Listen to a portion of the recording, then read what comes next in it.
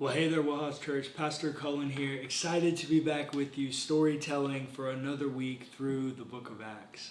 We have the privilege to look at Acts chapter 16 today, which for me personally is a really important text for me because it was one of the first things that kind of sparked my questioning of the faith that I'd been given. If you spent much time around WellHouse Church or me and my content, you know that I often say that every one of us were handed our first faith. Whether that was from our parents, grandparents, pastor, coach, mentor, we were all given our first experience of faith.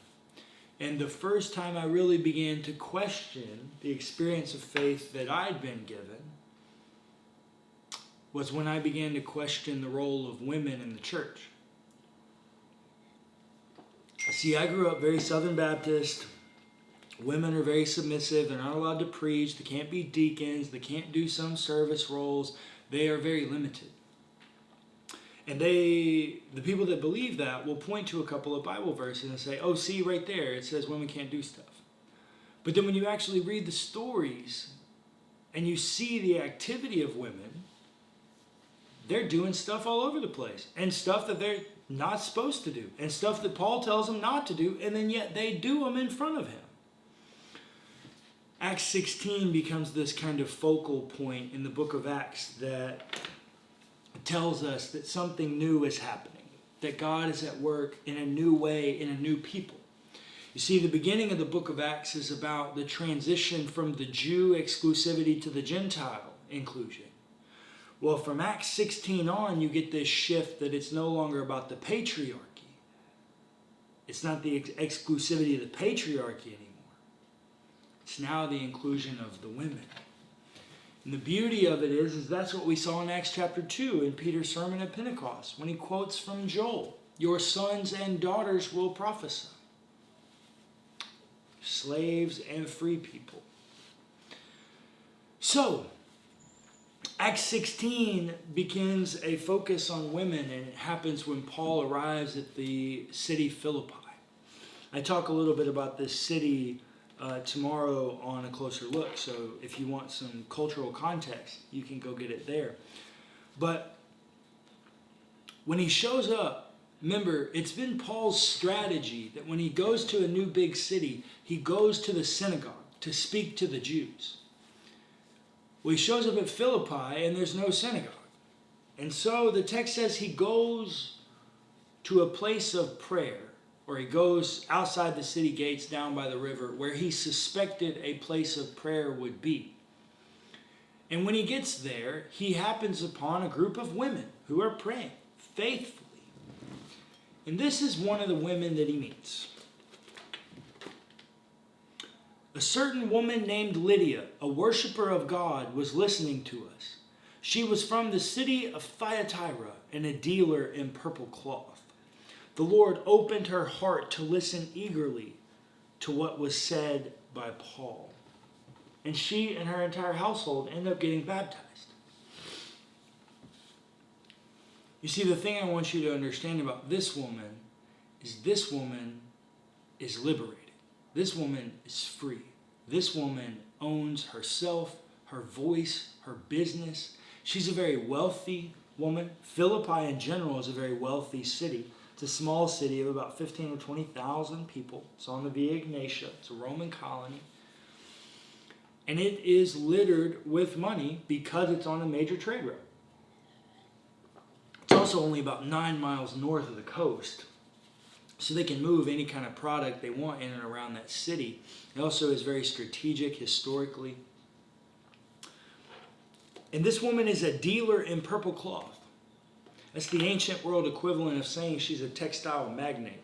This woman's killing it so much that her and her household are baptized. And at the end, she is such an independent, liberated woman in the experience of Jesus and as a person in general, that she invites them, Paul and Silas, into her home to stay with her.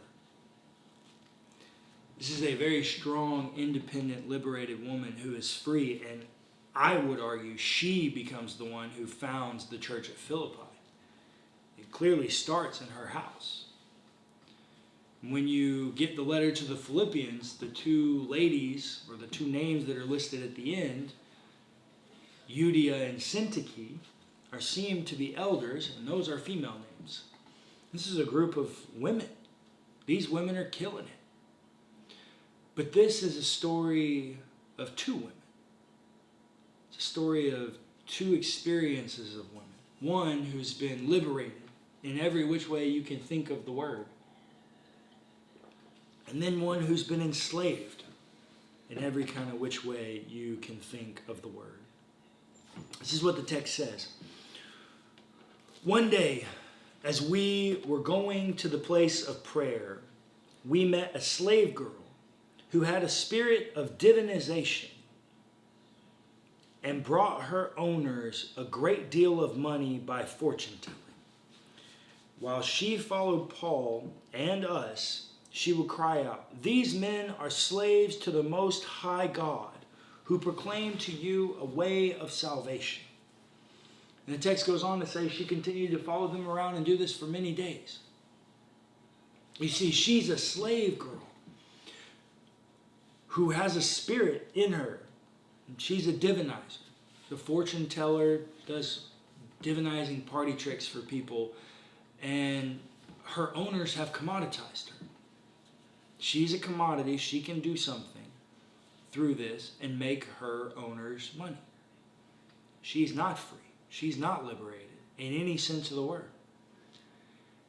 And you see, Paul turns around once he's had enough. And the text says, and he said it to the Spirit, not to her, to the Spirit. "I order you in the name of Jesus Christ to come out of her." And it came out that very hour. So Paul, in pursuit of a message of liberation, in pursuit of deliverance, cast this demon, this spirit out of this lady, this slave girl. In the name of liberation. Jesus is our liberating King. And yet, the world doesn't like it. Paul and Silas both end up being thrown into prison because of this. Because the owners go and cause a ruckus with the magistrates that Paul and Silas have taken away their commodity. You see, if there's one thing I've learned through many years of studying this book and trying to figure out what it all means, it's that Jesus is a message of life and liberation. He is our liberating King. And yet, we live in a world of commoditization. We live in a world that the world doesn't want liberation. The world wants oppression. The world wants exploitation. The world wants commoditization. And so, what does that mean for us as WellHouse Church as we continue to live and preach and proclaim a message of liberation in the same way that we want women like Lydia? The rest of 16 and 17 continues to have this common phrase every time they go around and they're having these new converts in these new cities. It has this repeated phrase, "and the leading women there." You see, ladies, you have a voice, a perspective on the world that we need to know. And so, my simple question to everyone today is, if we genuinely believe in preaching a message of liberation, then how can we choose to continue to advocate and liberate the women that are in proximity to us?